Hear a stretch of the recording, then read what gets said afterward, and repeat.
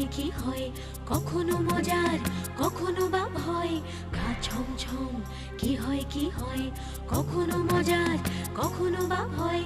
পশু পাখি রাজা রানী ভূত পেতনি, চোখের সামনে সব হাঁটবে চলবে, কথা বলবে, ঠাকুমা ঝুলি খুলবে, মজার গল্প বলবে, ঠাকুমা ঝুলি খুলবে, মজার গল্প বলবে, ঠাকুমা ঝুলি খুলবে।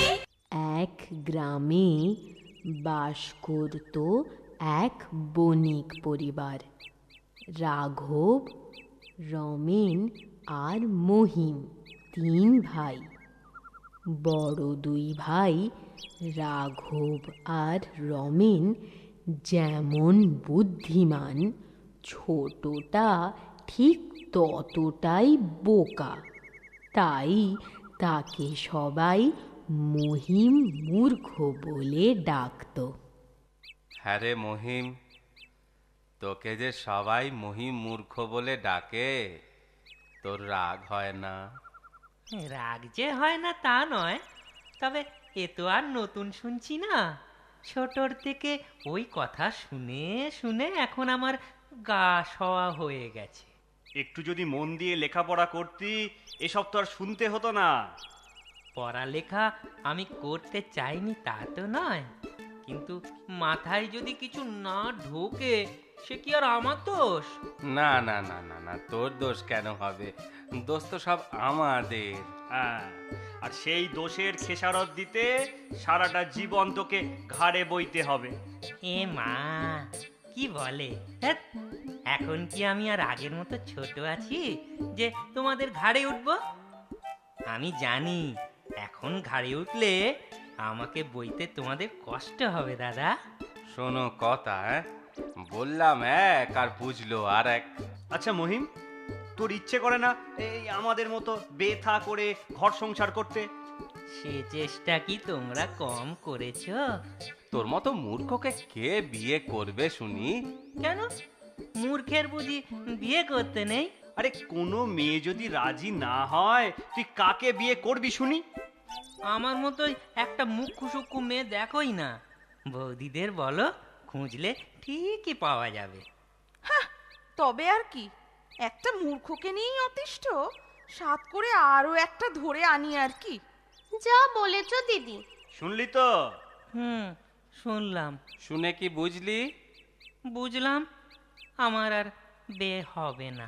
হ্যাঁ, তবে তবে এই তো তুই বুঝতে শিখেছিস। যা যা যা, এবার নিজের কাজে মন দে, যা।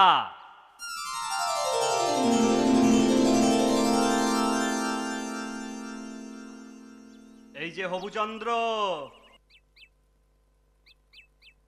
কাকে ডাকছো দাদা? কাকে আবার? আপনাকে। কিন্তু কিন্তু আমার নাম তো হবুচন্দ্র নয়। তুই আমার ছোট ভাই, আমি তোর দাদা, তাই আদর করে ওই নামে ডাকছি।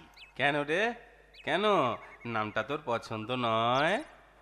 হবুচন্দ্র, হ্যাঁ, নামটা মহিমূর্খের থেকে মন্দ নয়। এই, মন্দ ভালোর তুই কি বুঝিস রে? যা বলছি তা মন দিয়ে শোন। আচ্ছা বলো। বলছি, আমরা দু ভাই কিছুদিন শহরে থাকবো ব্যবসার কাজে। তুই তুই বৌদিদের দেখবি, বুঝলি? সে তো সকাল সন্ধে প্রতিদিনই দেখি। আরে বাবা, সে দেখার কথা হচ্ছে না। তবে বৌদিদের কথা শুনে চলিস। হ্যাঁ হ্যাঁ, তবে যদি তোর বিয়ে হয়। ও, বৌদিদের যত্ন করলে বিয়ে হয় বুঝি? কি সুন্দর বুঝেছে দেখ। ওহো, ওরা যদি তোর উপর সন্তুষ্ট হয় তবেই না তোর জন্য মেয়ে দেখবে। কিন্তু শুধু বৌদিরা দেখলে হবে না, আমিও দেখব।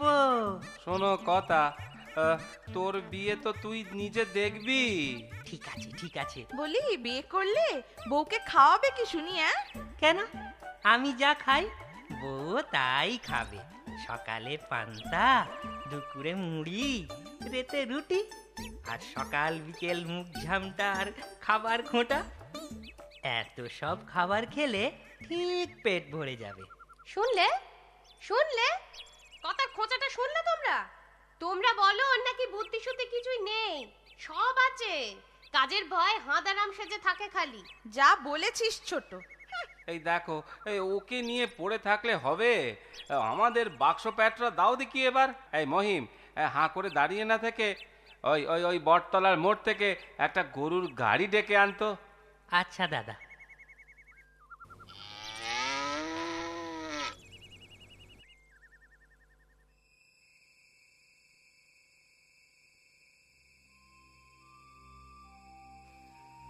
আচ্ছা দিদি, ওই হাঁদাটা কি সারা জীবন আমাদের গলায় কাঁটা হয়ে থাকবে? থাকতে দিলে তো? তা কি করে উপরে ফেলবে শুনি? ওর দাদারা ফিরতে বেশ কদিন লাগবে বুঝলি, আর এর ভেতরে আমাদের কাজ সারতে লাগবে। কিন্তু তারা যদি জানতে পারে আমাদের আমাদের আস্ত রাখবে। মুখে যাই বলো, ভাই বলে কথা। তা ঠিক, যাই করি না কেন বাবু, বুদ্ধি করে কিন্তু করতে হবে। হ্যাঁ, যাতে ওই সাপও মরে আর লাঠিও না ভাঙে।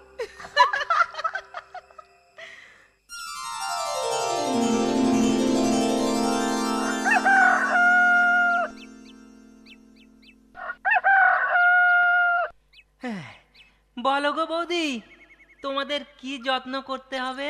হ্যাঁ, কুয়ো থেকে আমাদের স্নানের জল তুলে রাখো তো। আচ্ছা, এক্ষুনি তুলে দিচ্ছি। এই সরলা, কুয়োর বালতির ফাঁসটা আলগা করে রেখেছিস তো? সে আর বলতে। ও, খেয়ে দিয়ে গায়ের যা জোর বেড়েছে না, জল ভর্তি বালতিটাও কেমন হালকা লাগছে একেবারে। এ কি, বালতিটা কোথায়? সর্বনাশ, তাই এত হালকা লাগছিল। কি হয়েছে মহিম ঠাকুরপো? দেখো না বৌদি, দড়ি খুলে কুয়োর বালতিটা জলে ডুবে গেল। কি অপদার্থ! একটা কাজ যদি তোমায় দিয়ে হয়। আচ্ছা আচ্ছা আচ্ছা, চিন্তা করো না, আমি না কুয়োয় নেমে বালতিটা তুলে নিয়ে আসছি। ও ভুলটি করো না, তুমি কুয়োয় পড়ে মরে থাকলে তোমার দাদারা আর আমাদের ছেড়ে দেবে ভেবেছো? আর তাছাড়া বালতিটা কি আর কুয়োয় আছে? এতক্ষণে জঙ্গলে চলে গেছে। হ্যাঁ, জঙ্গলে? সেটা আবার কিভাবে? আহা, এটাও জানো না? কুয়োর ভিতরে যে পাতালপুরি, সেটা প্রাসাদ তুই জঙ্গলের ভেতরে। পাতালের পথ ধরে বালতিটা জঙ্গলের প্রাসাদে পৌঁছে গেছে। তাহলে ওই জঙ্গলে গিয়ে প্রাসাদের থেকে নিয়ে আসি। শোনো, জঙ্গলে গেলে না শুধু বালতি আনলে হবে না। তবে আমাদের খুশি করতে তোমাকে আরো জিনিস আনতে হবে। কি জিনিস? বুদ্ধি করে আমাদের জন্য ওষুধ নিয়ে এসো তো দেখি। তবেই তোমার বিয়ে হবে। বিয়ে হবে? আনবো আনবো, নিশ্চয়ই আনবো। কি ওষুধ বলো? জ্যান্ত বাঘের চোখ। আর আমার জন্য রাক্ষসীর একটা শিং। ছোট হলেও চলবে, যাও যাও, আর দেরি করো না ঠাকুরপো। আর হ্যাঁ, বালতিটাও কিন্তু চাই। হ্যাঁ হ্যাঁ হ্যাঁ, সব আনবো সব আনবো, তোমরা ভেবো না, সব আনবো। আসি গো বৌদি। যাক, আপদ বিদে হলো। ও না বাঘের পেটেই যাবে, নয়তো রাক্ষসীর পেটে।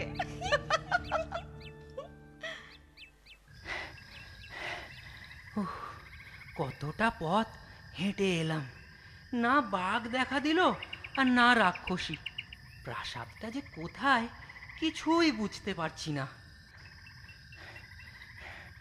না, এবার হাঁক পারি। এই বাঘ, সামনে আয়!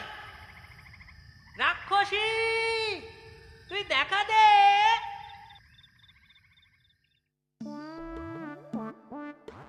এ তো মানুষের গলা, কার এত সাহস? বাঘ আর রাক্ষসীকে সামনে ডাকছে। যাই তো, গিয়ে দেখি তো একবার।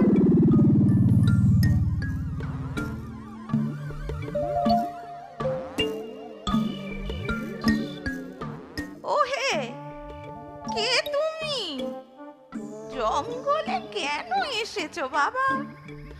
আমার নাম মহিম, লোকে আমাকে মূর্খ মহিম বলে ডাকে। জঙ্গলে এসেছি বাঘের চোখ আর রাক্ষসীর শিং নিতে, আর ওই কুয়োর জলে ডুবে যাওয়া বালতিটাও আমার চাই। কে পাঠিয়েছে তোমায় এইসব আনতে? আমার বৌদিরা বলেছে এসব আনলে তবেই আমার বিয়ে হবে। বুঝেছি বুঝেছি।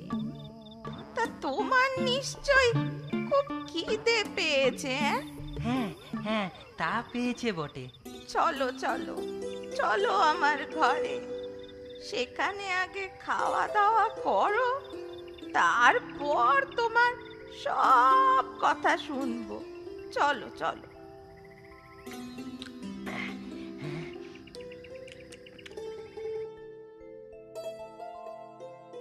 কিরে নাতনি, জামাই পছন্দ হলো?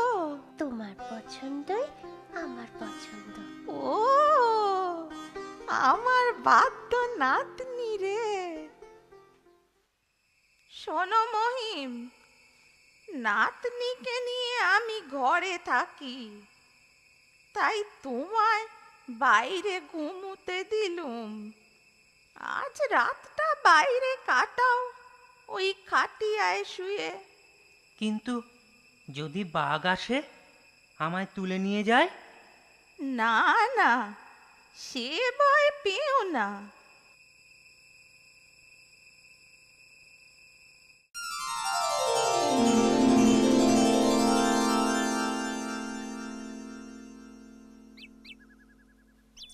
তুমি সরল ভালো মানুষ, তাই বোঝনি। তোমার বৌদিরা আসলে তোমায় মারার ফন্দি এঁটেছিল। হ্যাঁ, কিন্তু কিন্তু ওরা যা আনতে বলেছে তা যদি না নিয়ে যায়, আমায় তো ঘরেই ঢুকতে দেবে না। ঠিক আছে, সে সব আমি তোমায় দেব। তবে বাপু, একটা শর্তে, আমার নাতনি রূপাকে তোমার বিয়ে করতে হবে। হ্যাঁ, বিয়ে? আমার বিয়ে হবে? নিশ্চয় হবে। কিন্তু আমার যে বুদ্ধি নেই। আমার নাতনি রূপা তার কথা মতো চললে আর কেউ তোমায় বোকা বানাতে পারবে না। আমি তো বিয়ে করতে এক পায়ে খাড়া। কত দিনের সাধ।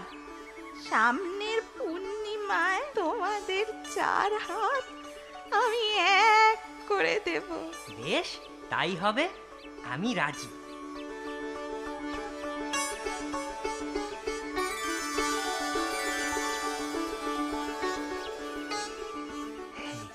বেথা হলো। এবার এবার যে আমায় ফিরতে হবে। কিন্তু ওই বাঘের চোখ, রাক্ষসীর শিং আর বালতি, সেসবের কি হবে? যৌতুক হিসেবে যা পেয়েছো, দেখবে তার ভিতর ওই 2টো সিন্দুক আছে। সে 2টো তোমার 2 বৌদিকে দেবে। বড় বৌদিকে লাল সিন্দুক আর ছোট বৌদিকে হলুদটা দেবে। আর বালতি? হ্যাঁ, এই এই যে বালতি। আচ্ছা, আসি তাহলে। হ্যাঁ, এসো এসো, আমার নাতনিকে নিয়ে সুখে থেকো। ছি ছি ছি, ভাবতেও আমার খারাপ লাগছে। তোমরা আমাদের ভাইটাকে তাড়িয়ে দিলে। এবার এবার আমরা তোমাদের তাড়াবো। কাউকে তাড়াতে হবে না, আমি এসে গেছি। এই দেখো দাদা, আমার বউ রূপা।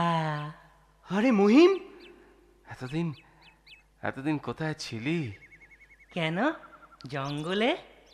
বৌদি, এই যে বালতি আর দুটো সিন্ধুকে তোমাদের মনোমতো জিনিস এনেছি। রাতে খুলে দেখে নিও। তবে হ্যাঁ, একা একা দেখতে হবে কিন্তু। হ্যাঁ, সে দেখবো খন। আগে তো তোমার বউকে বরণ করি। এই সরলা, আচ্ছা সিন্ধুকে কি আছে দেখা হলো না তো? চলো চলো লুকিয়ে দেখি। হ্যাঁ হ্যাঁ, তোর ঘরে তুই দেখ আর আমার ঘরে আমি দেখি। হ্যাঁ, বাহ, কতদিনের ইচ্ছে একটা লাল সিন্ধুকের। এবার এটাকে খুলেই ফেলি। ওরে বাপরে!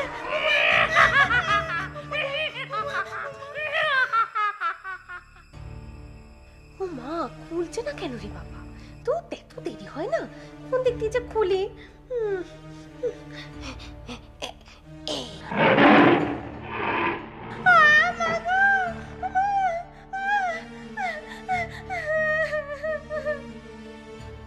মহিমের বৌদিরা খুব জব্দ হয়।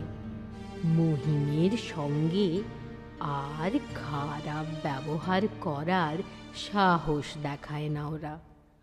রূপা তার ব্যবহারে সকলের প্রিয় পাত্রী হয়ে ওঠে। মহিমের জীবন বেশ সুখে স্বচ্ছন্দে কাটে। আমার কথাটি ফুরলো, নোটে গাছটি মুড়লো।